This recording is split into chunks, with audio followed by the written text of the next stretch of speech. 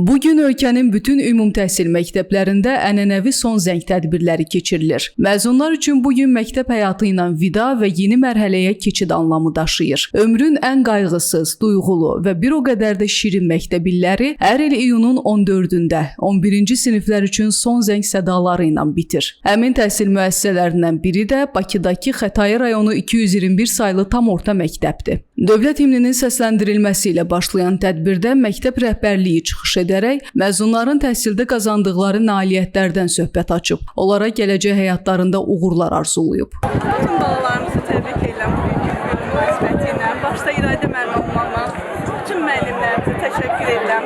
Gün o gün olsun, məzun adını qazandılar, tələbə adını qazansınlar.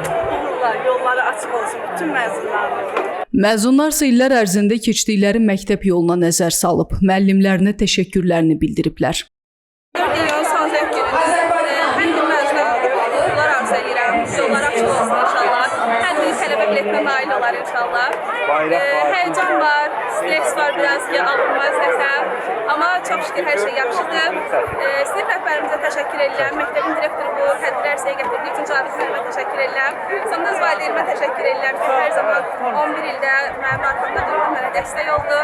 Çox sağ olun, uğurlar. Məzunların hazırladığı bədii kompozisiyalar, şeirlər və musiqi nömrələri tədbirə rəng qatıb. Sonda isə illərin yaddaşına yazılan an gəlib çatır. Son zəng çalınır.